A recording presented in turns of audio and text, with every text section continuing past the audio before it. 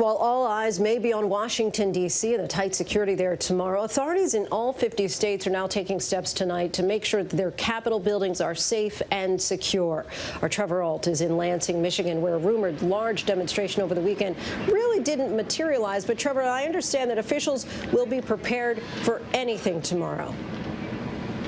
Absolutely, Lindsay. Good evening. They insist, law enforcement, the National Guard, Michigan State Police, to all of them say that they are going to be on top of things tomorrow, as this state capitol and all of them have been facing these credible threats. The Michigan State Police and the Guard here have been lying relatively low for the past 2 days because we haven't had demonstrations, but they are going to be out likely in force tomorrow. We know they have a number of large forces on hand, and while they aren't entirely tipping their cards as to how they will be covering the Capitol, we likely got a bit of a preview to what they'll be doing on Sunday, where they closed off many blocks all around the state capitol. They had armed vehicles surrounding it. They had hundreds of National Guard members and police as well. It's substantially outnumbered what turned out to only be about 20 or 25 pro-Trump demonstrators. And the police officers that I talked to, they told me that they took that siege at the Capitol a little bit personally, especially with the fact that one member of the Capitol Police was, in their words, murdered by that mob. They insist they are going to keep this building secure.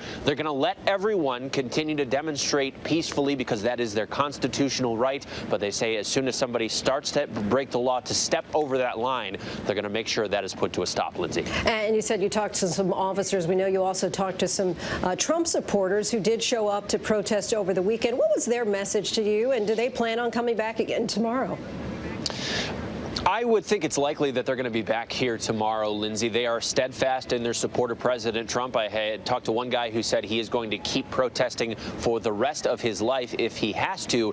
Having said that, they did start to at least come begrudgingly to terms with the fact that Joe Biden is going to become the president tomorrow. And perhaps most importantly, none of them seem to endorse the siege at the United States Capitol. None of them were calling for violence. And while a number of them were armed, all of them were peaceful. And that was the case at all of the state capitals where we saw some minor demonstrations on Sunday. There were about half a dozen states that saw that, including Texas, people with long guns who were peaceful, which again is their constitutional right to do that in places where you can open carry. That is the case here in Michigan. I would assume that we're going to see more demonstrations here tomorrow. And it is important to note that while we talk to peaceful protesters here, Lindsay, on far right discussion boards on the internet and a number of those social media websites, there is still a lot of cries for violence that are being aimed at high-ranking officials. Most recently today, the Senate Majority Leader Mitch McConnell for saying that President Trump sort of incited that riot.